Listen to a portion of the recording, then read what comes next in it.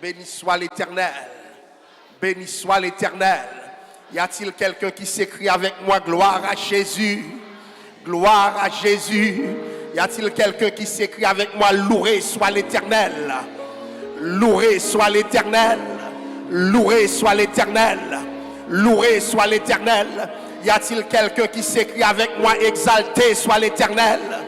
Exalté soit l'Éternel. J'entends juste quelques personnes. Exalté soit l'Éternel. Exalté soit l'Éternel. Exalté soit l'Éternel. Magnifié soit l'Éternel. Magnifié soit l'Éternel. Magnifié soit l'Éternel. Y a-t-il quelqu'un qui s'écrie avec moi? Alléluia. Alléluia. Alléluia. Alléluia. Alléluia. Gloire à toi, Seigneur. Gloire à toi, Seigneur. Gloire à toi, Seigneur. Crions Jésus. Jésus. Jésus. Jésus. Jésus. Jésus. Acclamons le Seigneur ce matin. Acclamons le Seigneur.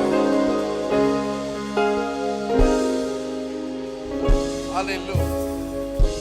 Gloire à Dieu. Amen, amen, amen, amen, amen. Encore une fois, que la paix du Seigneur soit avec vous. Je vais vous inviter à lire quelques textes rapidement avec moi. Ce sont les textes qui vont constituer la toile de fond de notre message ce matin. Et en même temps, je vous invite à apprécier dans ce message l'étendue de l'œuvre de Dieu, non seulement à travers sa propre démarche, mais aussi à travers ce qu'il permet à des hommes qu'il a investis de son autorité de faire, n'est-ce pas? Je lis pour vous Exode 33, verset 11. L'Éternel parlait à Moïse. L'Éternel parlait avec Moïse face à face, comme un homme parle à son ami. Exode 33, 11. Deutéronome 34, le verset 10. Il n'a plus paru en Israël de prophète semblable à Moïse, que l'Éternel connaissait face à face. Je lis deux autres textes, Josué 10, versets 13 et 14. Le soleil s'arrêta et la lune suspendit sa course jusqu'à ce que la nation eût tiré vengeance de ses ennemis. Verset 14. Il n'y a point eu de jour comme celui-là, ni avant, ni après, où l'Éternel est obéi à la voix d'un homme. Encore une fois, que la paix et la grâce de Dieu vous soient données. La semaine dernière, justement, mon message concernait Josué 10, versets 13 et 14, l'épisode du soleil qui s'arrêta. Un épisode qui a été interprété souvent dans l'histoire comme faisant partie de l'épopée, parce que ce que raconte le texte sur le plan scientifique paraît être une impossibilité, n'est-ce pas? Les gens aujourd'hui, après les recherches scientifiques, disent que c'est impossible que le soleil se soit arrêté. Nous nous sommes entendus sur plusieurs aspects de ce texte pour dire qu'est-ce que Dieu ne peut pas faire, puisque c'est lui qui établit les lois, c'est lui qui établit les principes. Et pendant que j'analysais ce texte, j'étais dans un temps de prière. C'est comme si le Seigneur me montrait que ce n'est pas encore fini.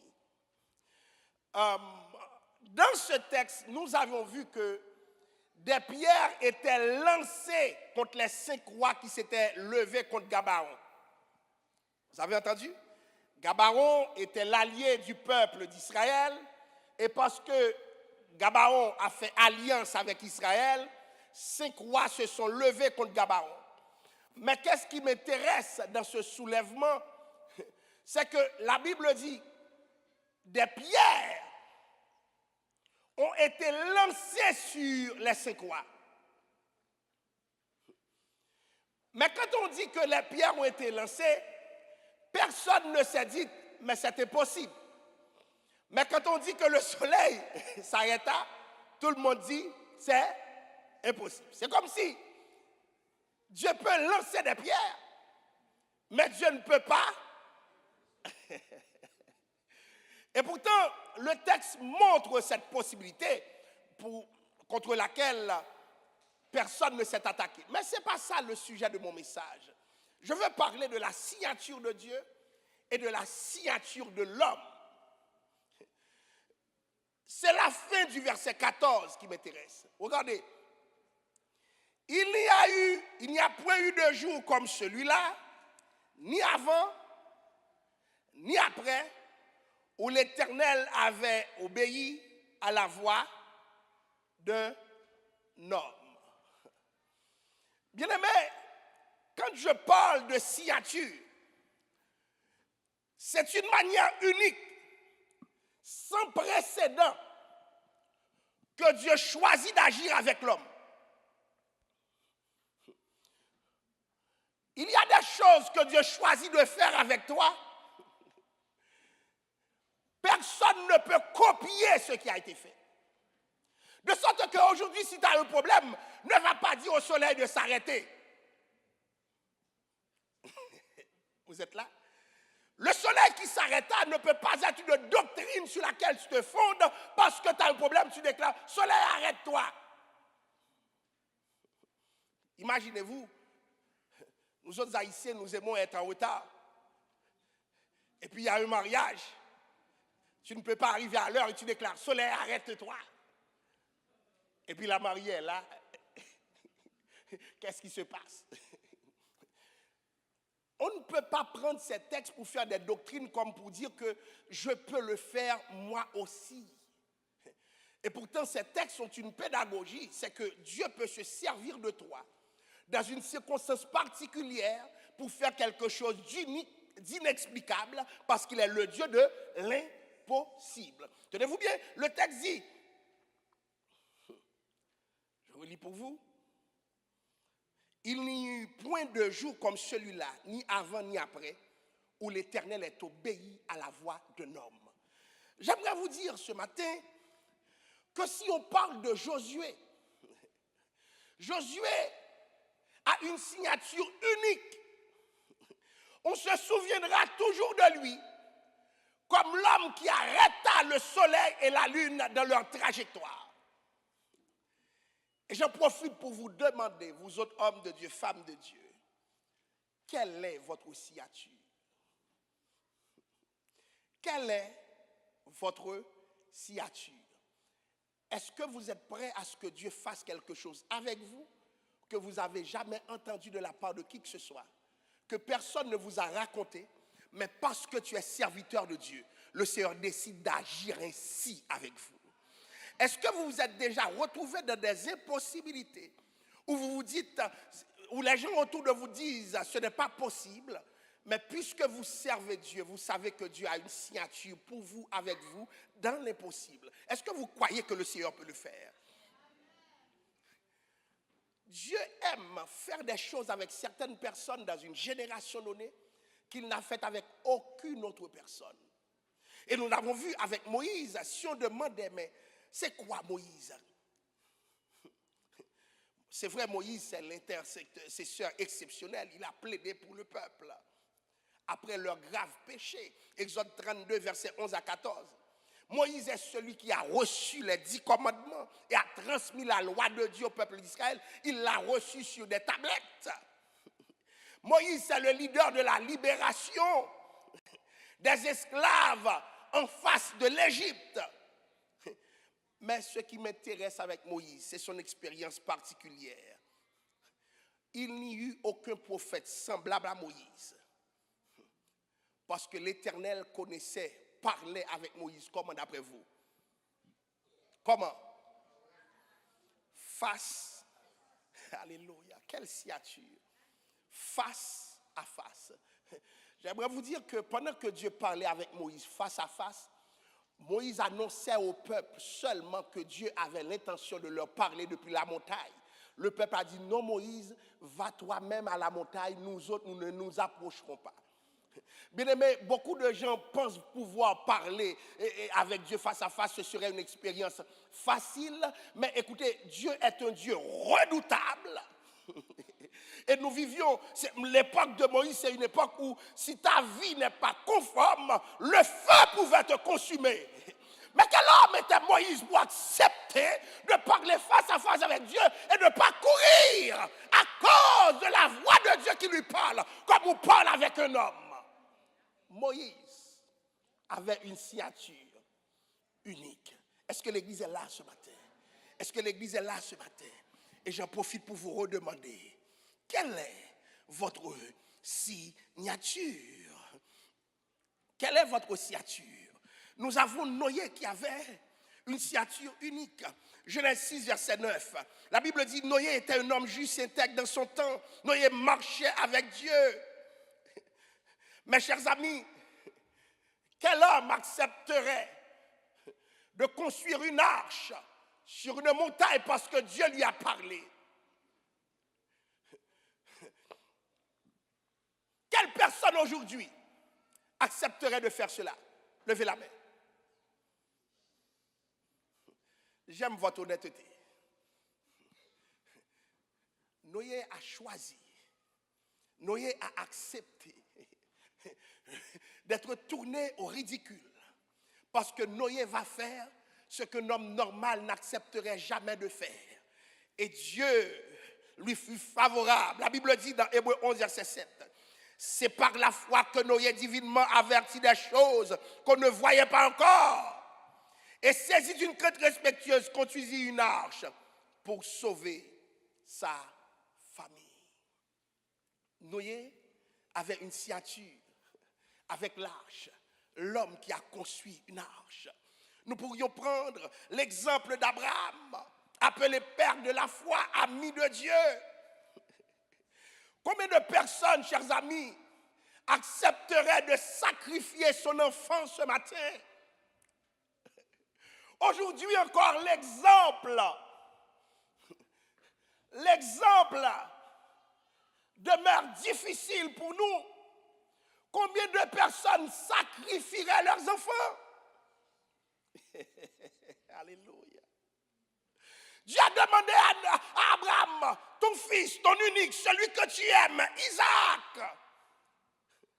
Et Abraham s'est levé avec Isaac. Seigneur, puisque tu le demandes, je te le donne. C'est l'enfant que j'aime, ça me fait mal. Ça me fait mal, ça me dérange, mais je vais le donner quand même parce que c'est ce que tu veux. Ce matin, combien de personnes ont cette signature qui accepteraient de donner parce que Dieu a demandé? De donner plus que la normale, plus que le nécessaire. De donner le tout, ce qu'on aime le plus, ce qu'on chérit le plus parce que Dieu a parlé. Peu de personnes oseraient faire cela. Je pourrais poser la question à la salle. Combien de monde qui t'a baillé petit ce matin? Levez-moi. Il y a des petites qui regardent maman. Il y a des petites qui maman t'a baillé tout. Enfin nous dit ça. Petite mal élevée. C'est là où vous voulez le prendre. Oui. Mon dernier petit fréquent, maman t'a dit, Seigneur, nous pas de problème à ça, nous avons prié. De la passer. Parce que cet enfant rend la vie impossible à ses parents. Mais il y a un enfant qui te chérit, il y a un enfant qui te gâte, il y a un enfant qui te respecte, il y a un enfant que tu aimes, il y a un enfant que tu as eu dans la vieillesse, c'est le cas d'Abraham. Il y a un enfant qui prolonge l'identité même d'Abraham. Abraham est fier de cet enfant et puis Dieu lui dit, donne-moi cet enfant. Et dans le livre des Hébreux, la Bible dit, Abraham croyait qu'en donnant l'enfant à Dieu, Dieu pouvait ressusciter l'enfant. Combien de personnes feront confiance à Dieu jusqu'au bout? Le moindre problème, tu pleures. Le moindre problème, tu es dérangé. Le moindre problème, tu es troublé. Je vais vous dire ce matin, si vous faites confiance à Dieu, cessez d'être troublé pour n'importe quoi. Dieu a une signature qu'il veut que tu fasses dans ton événement pour que l'on sache que Dieu se serve de toi. Ne sois pas troublé, mais laisse Dieu agir avec toi. Nous pourrions parler de la signature de Jacob. La Bible dit dans Genèse 32, verset 28, tu as lutté avec Dieu, avec des hommes, et tu as été vainqueur. Lutter avec Ésaü, c'était facile. C'est facile de lutter contre un frère. C'est facile de lutter contre une sœur. Mais comment lutter avec Dieu? La lutte avec Dieu, c'est une lutte dont on ne parle pas. Chers amis, Dieu peut te résister. De la lutte avec Dieu, Dieu peut te frapper. Ce n'est pas une lutte que nous inventons. Nous voyons vraiment que Dieu est en train de lutter avec qui? Avec Jacob. La Bible dit, l'emboîture de sa hanche se démit parce que Dieu frappe à Jacob. C'était une vraie lutte. J'ai vu des gens qui ont laissé tomber. Et pourtant, ils sont en lutte avec Dieu. Ce n'est pas le diable qui te frappe, mon frère. C'est Dieu qui te travaille. C'est Dieu qui lutte avec toi. C'est Dieu qui te fait pleurer. Jacob était déterminé. Je ne te laisserai point partir sans que tu ne m'aies béni. Quand on regarde la signature de Jacob, alléluia, il est celui qui a lutté avec Dieu et en est sorti vainqueur. Je ne te laisserai point partir sans que tu ne m'aies béni. Combien de personnes peuvent dire ça? Le moindre problème, tu lâches. La moindre difficulté, tu lâches. La maladie, tu lâches. Alléluia. Dieu veut que dans les problèmes, tu sois présent. Dieu veut dans les contradictions, tu sois présent. Dieu veut que dans les paradoxes de ta vie, tu sois présent. Alléluia. Que tu sois prêt à lutter. Que tu sois déterminé jusqu'au bout. Si le prix est la mort, que tu sois prêt à mourir parce que Dieu le veut. Mais sois en lutte. Chers amis, beaucoup de personnes peuvent être nommées Néhémie. Néhémie est connu pour sa détermination, sa capacité à mobiliser un peuple. C'est celui qui va restaurer le mur de Jérusalem. Dans Néhémie 2, verset 20, Néhémie a vu Sanballat, Tobija. Néhémie a vu des ennemis. Mais Néhémie 2, verset 20 va nous dire, le Dieu des cieux nous donnera le succès. Chers amis, il y a des succès qui ne sont pas probables. Mais est-ce que nous pouvons parler le langage du succès parce que nous croyons en Dieu? Est-ce que tu peux parler du succès lorsque l'échec est plus réaliste? C'est le cas de Néhémie. Nous pouvons parler de Josias, le réformateur. La Bible dit dans 2 Rois 22, verset 2, il fit ce qui est droit aux yeux de l'Éternel. 2 Rois 23, verset 25, avant lui, il n'y eut point de roi qui revint à l'Éternel de tout son cœur. Si on veut parler d'exemples de personnes qui sont retournées à Dieu, c'est bien l'exemple de Josias, le roi réformateur. Et je veux dire à quelqu'un ce matin, Dieu veut signer quelque chose avec toi. Retourne à ton Dieu. Nous pouvons parler de Gédéon. Gédéon, c'est le libérateur avec une petite armée. Juge 6, verset 12. L'Éternel est avec toi, vaillant héros. Gédéon va rassembler des soldats puisqu'il sait que Dieu est avec lui. Mais Dieu va lui dire, non, non, non, non, non, non. Ce n'est pas la force du nombre. Il te faut juste 300 hommes. Juste 7, verset 7.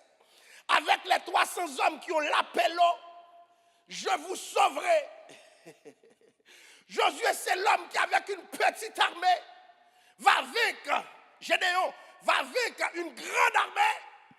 Et j'aimerais vous dire ce matin, tu peux être petit, mais ton Dieu n'est pas petit.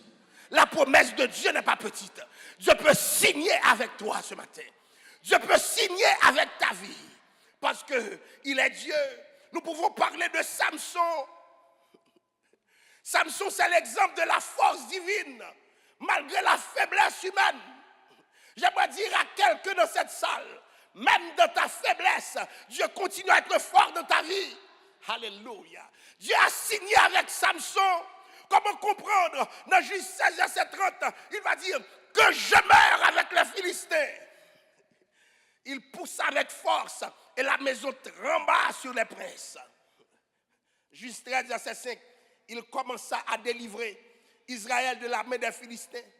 Samson n'était pas une armée. Samson était juste un homme. Pour ceux qui disent, je n'ai pas d'allié, je n'ai personne sur qui compter, mais si la force de Dieu est en toi, tu peux faire des ravages. Si la force de Dieu est dans ta vie, tu peux faire des ravages. Si la force divine est avec toi, malgré tes faiblesses, Dieu peut passer avec toi. Combien de Samsons sont dans la salle?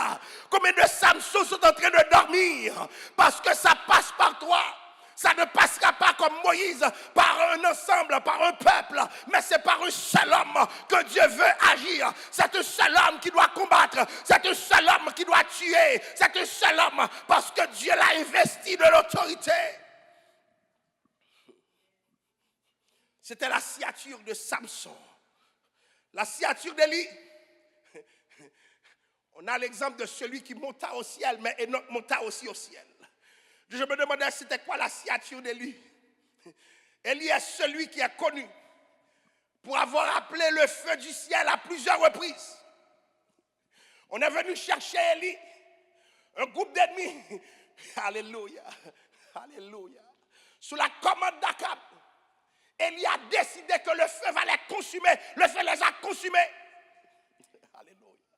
Mais lorsqu'Élie s'est retrouvé devant les prophètes, c'était quel prophète? Baal et puis Astarté.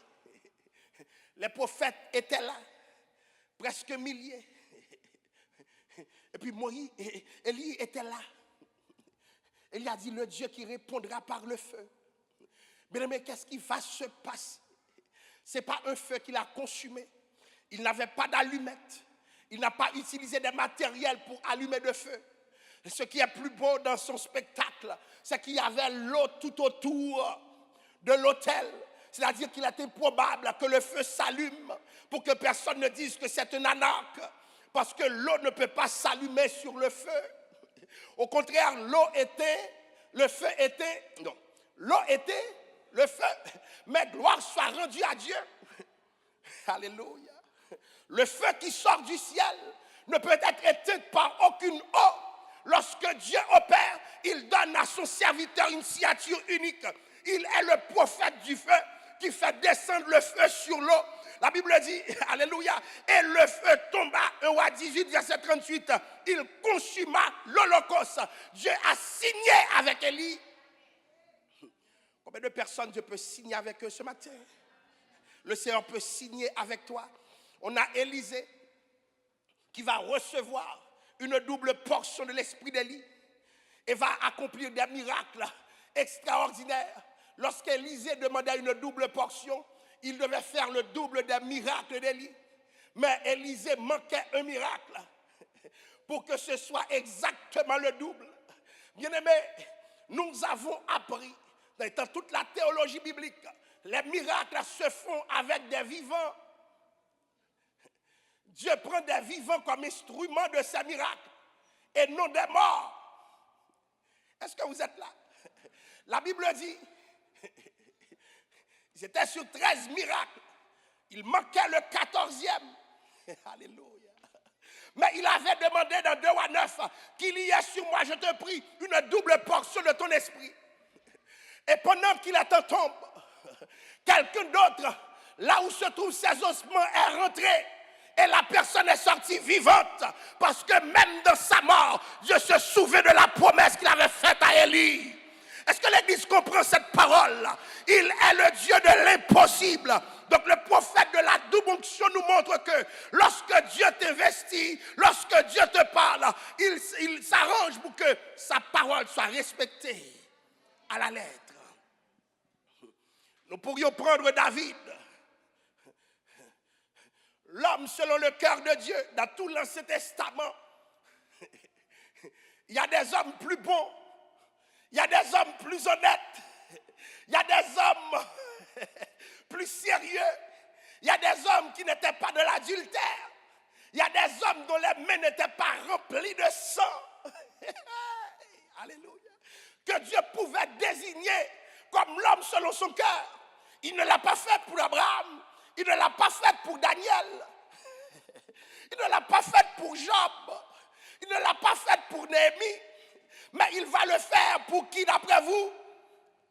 Il va faire cette déclaration. 1 Samuel 13, verset 14. L'Éternel s'est cherché un homme selon son cœur. Acte 13, verset 22. J'ai trouvé David, fils d'Isaïe. Alléluia. Un homme selon mon cœur qui accomplira toutes mes volontés. Il n'est pas parfait, mais il est selon mon cœur. Il n'est pas parfait, mais je l'aime. Il est selon mon cœur. Oh, c'est la signature de David, l'homme selon le cœur de Dieu. Dieu choisit David pour sa foi et son cœur aligné avec sa volonté. Alléluia. David était le tueur de Goliath, mais plusieurs ont tué de grands. Oh, alléluia. Sa signature, c'était l'homme selon le cœur de Dieu. Il va composer la majorité des sommes. Alléluia. Des sommes d'adoration, des hommes de confiance. On se souviendra de Psaume 23 qui dit: l'Éternel est mon berger, je ne manquerai. Et Dieu va faire à cet homme selon son cœur une promesse. Alléluia. 2 Samuel 7, verset 12-13. Je te susciterai une postérité et j'affermirai pour toujours le trône de ton royaume. Alléluia. C'est-à-dire, même quand tu meurs, ton trône restera, parce que j'ai prévu que mon fils, puisque tu es selon mon cœur, dans son incarnation, sera appelé fils de David. C'est pourquoi Bartimée, lorsque Jésus passait, il t'a crié: Jésus, fils de David, avait une signature que le Messie va prolonger. Alléluia. C'est l'homme selon le cœur de Dieu. Il n'est pas parfait, mais il va confesser humblement son péché avec Bathsheba, montrer un cœur brisé. Lorsqu'on a eu David dans son péché, il n'a pas fait comme Saül, l'orgueilleux. Mais David va dire dans Psaume 51, oh Dieu, aie pitié de moi, selon ta grande, efface. Si tu eus voulu des sacrifices, je t'en aurais. Mais tu ne prends point plaisir aux holocaustes, les sacrifices qui sont agréables à Dieu. C'est un esprit. Oh Dieu, tu ne dédaignes pas un cœur brisé. C'est l'homme selon le cœur de Dieu. C'est vrai, c'est un guerrier, mais le cœur de Dieu est un David. Le cœur de Dieu, c'est un cœur simple, c'est un cœur non orgueilleux, c'est un cœur qui ne se préoccupe pas de la royauté. David n'a pas dit: ne m'enlève pas la royauté, car Saül était préoccupé par sa royauté. David a dit: ne me retire pas. Ne me retire pas. C'est l'homme selon le cœur de Dieu. Il a besoin de l'Esprit Saint pour être agréable à son Dieu. Il a besoin de l'Esprit Saint pour faire la volonté de Dieu. Donc la signature de David, l'homme selon le cœur de Dieu. Alléluia. C'était pas le cœur du roi. Alléluia. Il n'a pas conçu le temple. Il va néanmoins préparer les ressources. Alléluia. Parce qu'il est préoccupé par Dieu. C'est l'homme selon le cœur de Dieu. On a encore l'exemple de Salomon. Signature unique. Salomon est connu pour sa sagesse exceptionnelle. Un don de Dieu. Écoutez, chers amis, lorsqu'on parle de Salomon, alléluia. Alléluia. Les gens sortaient de partout pour explorer sa grande sagesse. La Bible dit dans 1 roi 10, le verset 23, le roi Salomon surpassa tous les rois de la terre en richesse et en quoi? En sagesse. En richesse, en sagesse. Il surpassa tous les rois. Écoutez, chers amis, est-ce que vous croyez que Dieu peut vous rendre sage ce matin? Est-ce que vous croyez que la sagesse vient de Dieu ce matin? Salomon n'a pas prié pour le pouvoir. Salomon n'a pas prié pour la stabilité. Salomon n'a pas prié pour la destruction de ses ennemis. Salomon a prié pour avoir la sagesse en vue de diriger le peuple de Dieu.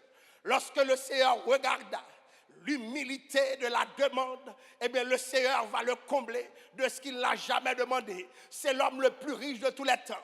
Aujourd'hui, on a Elon Musk avec quelques 300 milliards parmi les gens qui officiellement sont connus comme les plus riches. Mais je vais vous dire quelque chose, ce que Dieu a donné à Salomon n'a jamais été égalé. Regardez seulement la construction du temple de Jérusalem sur des massifs en or. C'était un homme extrêmement riche. Mais ce qu'on se souviendra de Salomon, ce n'est pas sa richesse, parce que le diable peut donner la richesse. Est-ce que vous êtes là, chers amis? Le diable peut élever quelqu'un, le diable peut passer avec quelqu'un. Le souvenir précieux de Salomon, sa signature, c'était quoi? C'était la sagesse. Et sa sagesse l'a poussé à dire, après avoir tout expérimenté, gloire, puissance, autorité, beaucoup de femmes, ce que des hommes modernes cherchent, Salomon est arrivé pour dire, vanité des vanités, tout n'est que vanité. Au sommet de la sagesse, il a compris que la gloire, la femme, la richesse, tout était vanité, parce qu'il était bloqué, il n'avait pas encore la révélation de Christ. Oh, parce que Christ seul n'est pas vanité. Tu peux avoir la maison, c'est une vanité. Le diplôme, c'est une vanité. Alléluia. La voiture, c'est une vanité. Mais Christ n'est pas une vanité. Salomon n'a pas connu Christ. Il est bloqué dans son temps. Mais il adresse, alléluia, une sagesse aux hommes de notre génération qui cherchons l'opulence, qui cherchons la gloire, qui cherchons la richesse. Salomon nous dit, vanité des vanités, tout n'est que vanité, parce que j'ai déjà eu tout. J'ai remarqué que tout est vanité, et sa sagesse me préoccupe. Aujourd'hui, j'ai remarqué Dieu seul.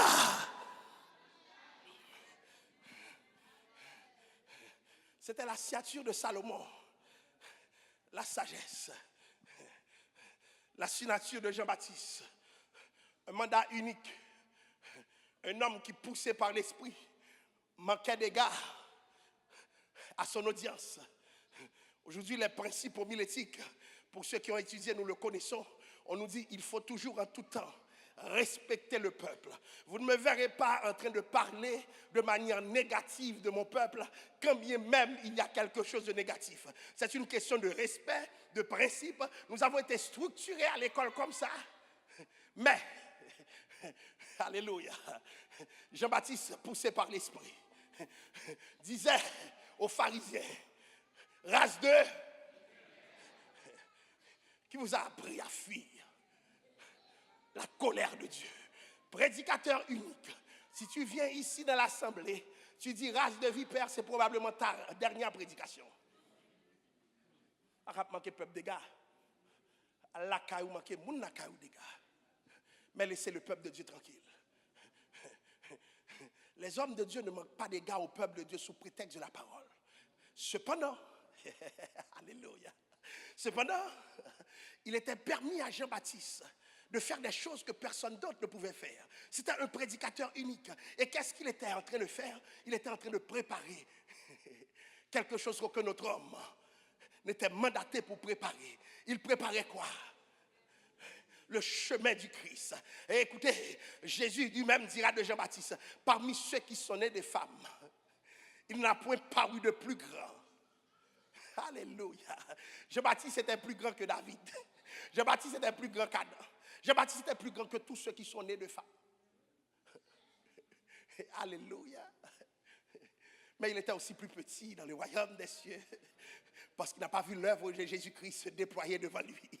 Parce que ce qui va se passer dans le royaume, c'est un autre profil d'homme qui va se défiler. Ce n'est pas le but de mon exégèse, mais c'est pour vous dire que Dieu s'est servi de cet homme avec une signature unique. Et je veux dire à quelqu'un dans cette salle, que Dieu peut te servir de toi dans une situation spéciale pour faire quelque chose que tu n'as jamais vu, que tu n'as jamais entendu, que personne ne t'a parlé, personne ne t'a communiqué, des choses dans lesquelles tu ne croirais même pas, mais parce que Dieu veut signer avec toi, comme il a signé avec Jean-Baptiste. La Bible dit que quand Marie est venue voir Jean-Baptiste, non, Marie est venue voir Élisabeth, alléluia, pendant que Jean-Baptiste était dans le ventre. Alléluia. La Bible dit, puisque Marie aussi était enceinte, excusez-moi, vous savez ce qui va se passer?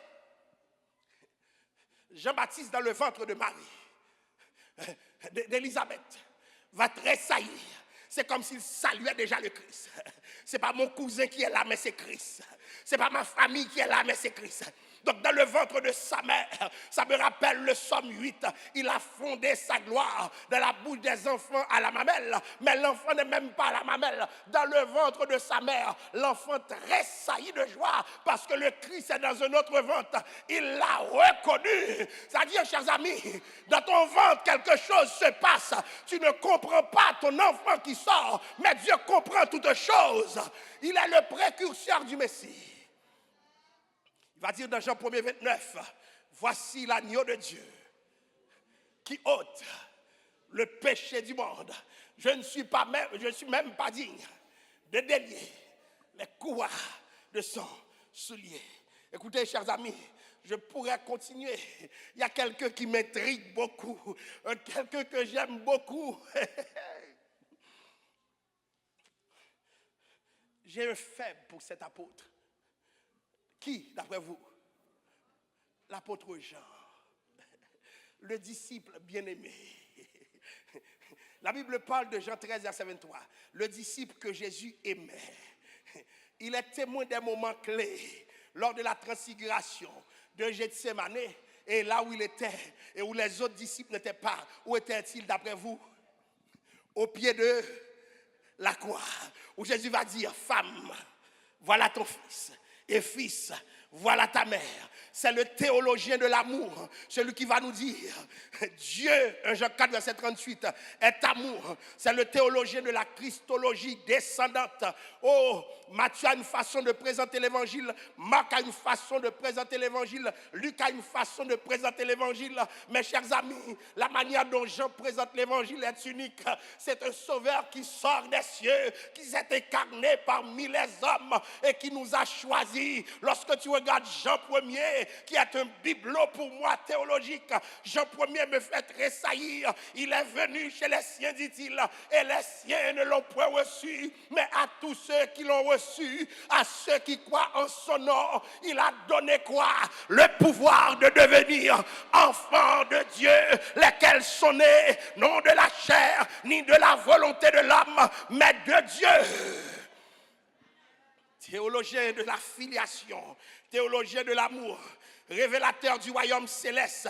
Oh, dans l'Apocalypse, premier verset premier, il parle de la révélation de Jésus-Christ. Mais lorsque je regardais les textes, ce qui m'a le plus, alléluia, ce que j'aime le plus avec cet homme, lorsque nous parlons de Jean, c'est lorsqu'il est arrivé dans Apocalypse 19, pendant 4 fois, Jean est le seul dans le Nouveau Testament à utiliser ce mot pour décrire ce qui se passe au ciel, cette louange au ciel, une révélation spéciale. Écoutez, il a dit pendant 4 fois dans Apocalypse 19, Alléluia, Alléluia, Alléluia, Alléluia. Donc la révélation de Alléluia dans le Nouveau Testament est portée par Jean, un cri de proclamation par le visionnaire de la lumière qui brille dans les ténèbres. Il est l'apôtre de la vérité. Il a dit de Christ, il est le chemin, la vérité, la vie. Nul ne vient au Père que par Christ. Jean, c'est quelque chose de spécial. C'est-à-dire, on peut tous faire la même chose, mais Dieu a une façon d'agir avec chacun de nous. Dans les mêmes choses que nous faisons, parce que tu as besoin d'une signature. Ce serait quoi la signature de l'apôtre Paul, l'homme qu'on appelle l'apôtre des nations? Pendant que les Juifs étaient tournés vers les Juifs comme eux, Dieu a saisi un homme, quoique juif, il l'a formé pour aimer les païens comme vous et moi. Est-ce que vous êtes là? Parce que nous étions dans le plan, mais les Juifs, quoique convertis, ne nous incluraient pas dans le plan. Mais Dieu a choisi un homme, alléluia, l'apôtre des nations. Acte 9, verset 15. Cet homme est un instrument que j'ai choisi pour porter mon nom devant les nations. Et j'aimerais vous dire, chers amis, ce que j'aime avec l'apôtre Paul, c'est le docteur de la grâce. Il enseigne que le salut est obtenu par la foi et par la grâce et non par les œuvres. Éphésiens 2, verset 8. Car c'est par la grâce que vous êtes sauvés, par le moyen de la foi. Et cela ne vient pas de vous, c'est le don C'est par la grâce, chers amis, que je suis là. C'est par la grâce que je prêche. C'est par la grâce que je vis. C'est par la grâce que j'irai au ciel. Le docteur de la grâce, c'est l'apôtre Paul que Dieu a saisi par grâce. Ancien brigand, ancien assassin, celui qui approuva le meurtre d'Étienne, le cerveau intellectuel de l'assassinat. Alléluia. De l'assassinat d'Étienne, diacre de l'église rempli par l'esprit. Mais la grâce de Dieu s'est intéressée à Paul. Et Paul dira, c'est par la grâce que vous êtes sauvés. C'est par la grâce que vous êtes sauvés. C'est pas quelque chose que j'ai fait. C'est pas quelque chose que j'ai dit. C'est pas une prière. Mais Dieu m'a fait grâce. C'est pas parce que je l'ai mérité. C'est pas parce que je suis sanctifié. Mais Dieu m'a fait. Alléluia!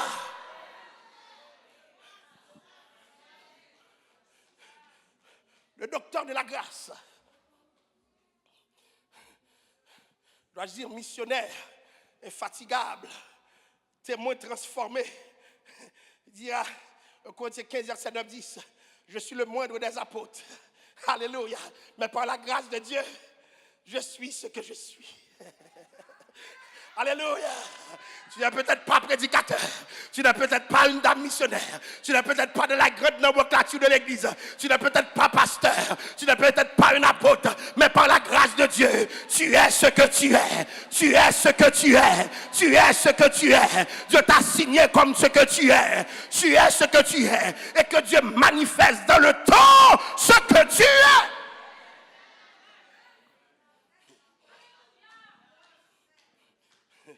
Alléluia. Le docteur de la grâce. Lorsque l'auteur du chant dit, grâce est finie, oh quel bonheur pour moi. Oh, alléluia. Alléluia. Mais pourquoi moi je suis chrétien? Si c'est par la grâce de Dieu, c'est par la grâce, expliquez-moi. Expliquez-moi. Expliquez-moi si c'est pas la grâce. Certains disent que dehors pas gagné, mais il y a du plaisir dehors, chers amis. Il y a plein de choses qui attendent dehors. Mais la grâce de Dieu m'a pris tel que je suis, sans valeur, mais pour lui perle de prix. La grâce m'a cherché dans le monde. La grâce m'a trouvé. La grâce m'a retiré du péché. Et Dieu a fait de Paul le docteur de la grâce. Rien que Paul pour communiquer cette théologie de grâce. Et je vais vous dire, chers amis, l'église haïtienne, nous avons besoin de Paul. Souvent nous croyons c'est l'apparence. Comment la personne est vêtue, qu'est-ce que la personne porte. Je vais vous dire quelque chose, la grâce n'est pas dans tout ça. Dieu te prend tel que tu es, comme dit si bien le chant, tel que je suis, sans rien, sinon ton sang et ta voix qui m'appelle, agneau de Dieu. Alléluia. Grâce ce matin. Que la grâce de Dieu te couvre. Que la grâce de Dieu soit aussi ta signature. Que la grâce de Dieu soit avec toi. Que la grâce de Dieu te poursuive. Alléluia. Peu importe le passé, peu importe le présent, l'avenir est une question de grâce. Car Dieu fait grâce à qui il veut. Dieu fait grâce à qui il veut. Si tu es dans le plan de Dieu, Dieu te fait grâce. Ce ne sont pas les événements qui contrôlent ce que tu es. C'est une question de Église de Dieu de la prophétie, sois couvert par la grâce. Église de Jésus-Christ, sois couvert par la grâce. Sois couvert par la grâce. Sois gouverné par la grâce. La grâce de Dieu à l'église. La grâce de Dieu à l'église.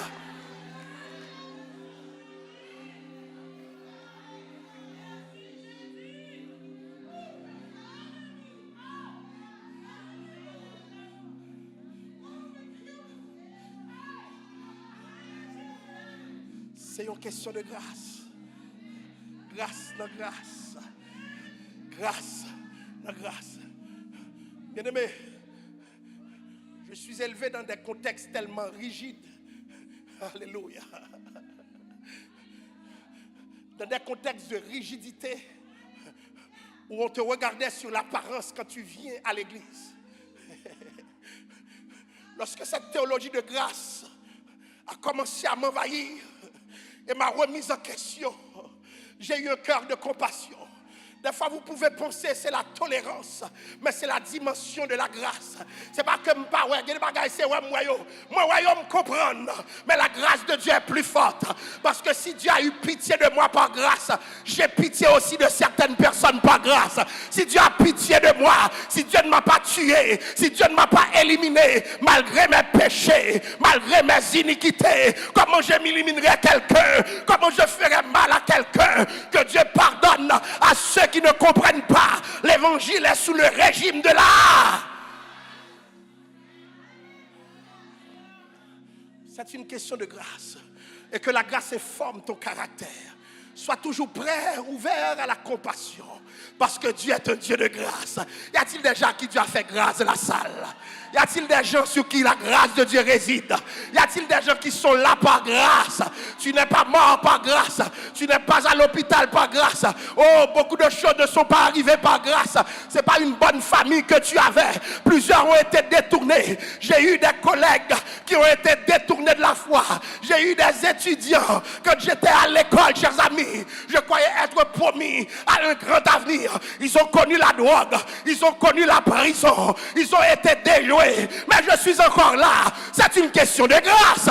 Dieu fait grâce ce matin. C'est la signature de Dieu. Et Dieu veut que tu signes aussi avec la grâce.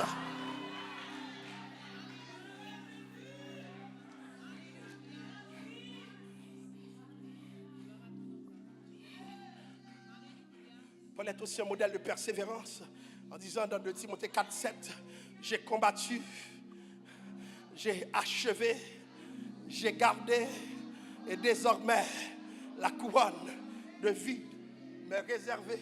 C'est aussi le défenseur de l'unité. Il n'y a plus ni juif, ni grec, alléluia, ni libre, ni esclave, car tous vous êtes un. Où ça? En Jésus-Christ. Galates 3, verset 28. Chers amis, alléluia, nous pourrions parler de plusieurs autres personnes, mais puisque le temps nous presse, alléluia, puisque le temps nous presse, nous allons laisser tomber quelques hommes, et bien aimés, tandis que nous les laissons tomber.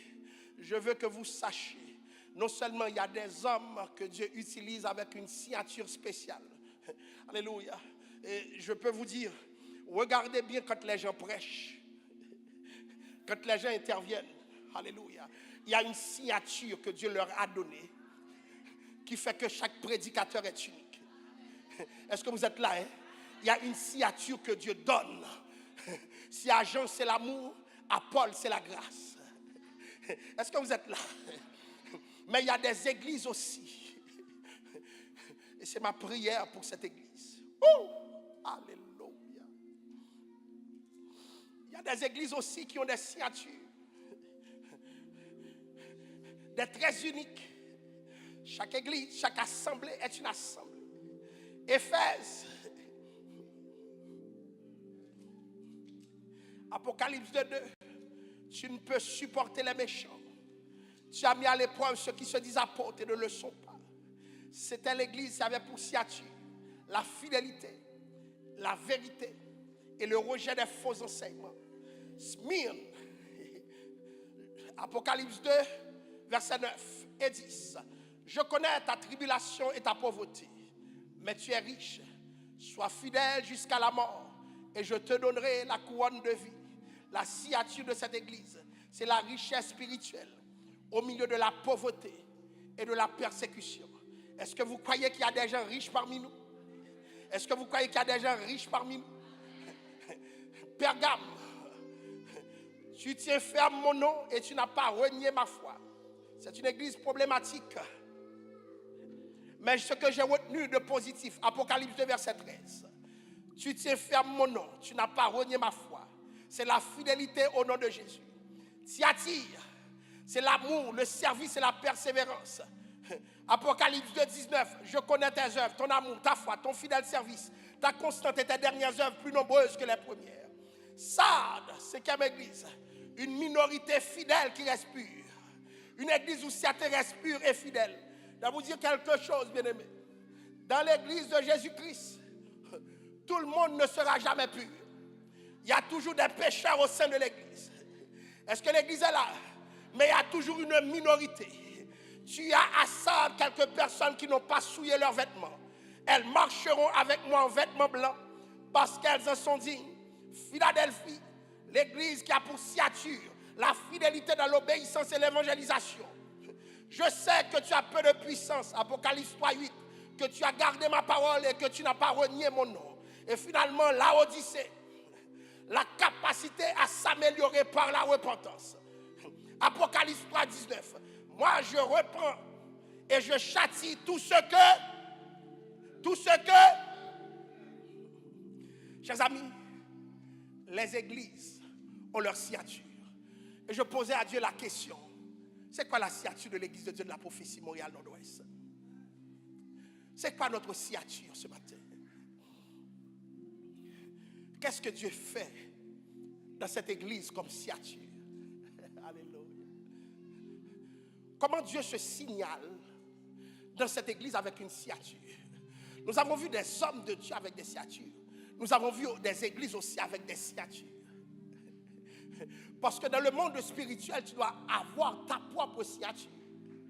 Écoutez, si vous signez un document, vous me demandez de le signer, vous allez voir ma signature. C'est ce qui me représente. C'est ce qui permet de voir que c'est moi, même si je ne serai pas là. Ma signature est valable, ma signature me précède, me représente. Qu'est-ce qui représente l'église de Dieu de la prophétie Montréal Nord-Ouest? Alléluia. Je vois que les gens sont en train de me regarder. Pasteur, parlez-nous. Mais peuple de Dieu, parlez. Peuple de Dieu, parlez.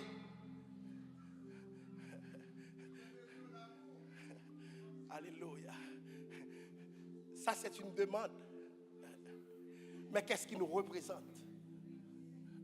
Bien aimés, nous ne pouvons pas évoluer dans les lieux spirituels sans signature. Il y a quelque chose qui doit caractériser certaines églises. Chaque ministère, alléluia, chaque ministère doit avoir quelque chose, alléluia, qui la représente devant Dieu. Il y a des ministères, c'est la délivrance. Il y a des ministères, c'est la guérison. Quand on prie dans ces ministères, les gens sont guéris. Mais à l'église de Dieu de la prophétie Montréal Nord-Ouest, alléluia, alléluia. Comment Dieu vous utilise. Comment Dieu vous utilise. Comment Dieu vous utilise. Ce serait fort pour moi de prêcher ce message ce matin pour parler de la signature des hommes de Dieu. Et voilà qu'il y a des femmes de Dieu, des hommes de Dieu dans la salle et qu'ils se rétablissent en communauté et qu'il n'y a pas de signature commune. Quand il n'y a pas de signature, c'est qu'il n'y a pas d'unité. Alléluia. Lorsque je me mets avec des frères et des sœurs, ma grâce se mélange avec leur grâce. Et dans les lieux spirituels, nous assignons, nous apposons une signature spéciale. Parce que la communauté doit avoir une signature. Les dames ont une signature, les femmes ont une signature, les hommes ont une signature, les garçons de la salle ont une signature. C'est quoi la signature de l'église locale? Si tu invites quelqu'un dans cette communauté, c'est quoi la signature? Ceux qui nous écoutent sur les réseaux sociaux, c'est quoi la signature? Parce que s'il n'y a pas de signature, il n'y a pas d'importance. Pourquoi nous ne sommes pas fermés? Si nous n'avons pas de signature, mieux vaut fermer nos portes parce que nous n'avons pas d'utilité. L'église doit être consciente de ses forces. Est-ce que l'église est là? L'église doit être consciente de ses forces. Alléluia. Quand nous nous mettons ensemble, c'est pour signer quelque chose ensemble. Il y a des gens qui viennent là pour guérir. Il y a des gens qui viennent là pour changer. Il y a des gens qui viennent là pour transformer. Mais ça nous prend une signature. C'est quoi notre signature ce matin? C'est quoi notre signature ce matin? Alléluia. Alléluia. Oh, glory to God. Je sens que Dieu me demande quelque chose ce matin. C'est quoi votre signature ce matin? Alléluia. Il y a des gens qui chantent à l'église. C'est quoi votre signature comme personne qui chante? C'est quoi? Qu'est-ce que vos mélodies font au cœur des gens? Alléluia. C'est quoi votre signature? C'est quoi votre signature? Sinon, vous allez passer faire le ministère comme tout le monde. Tu dois savoir qu'est-ce qui te distingue dans ce que tu fais comme ministère. Alléluia. Alléluia. Tu dois savoir quel combat tu peux mener parce que tu as une signature dans ta vie. Et quel combat tu n'as pas mené parce que tu n'as pas cette signature. Est-ce que l'église comprend cette parole ce matin? Est-ce que l'église comprend cette parole ce matin? C'est quoi ta signature? Toi qui m'écoutes sur les réseaux sociaux, c'est quoi ta signature? Et l'église locale? Des églises sans signature, ce n'est pas normal. Sans signature, nous ne pouvons pas être intentionnels. Alléluia. Gloire à Dieu.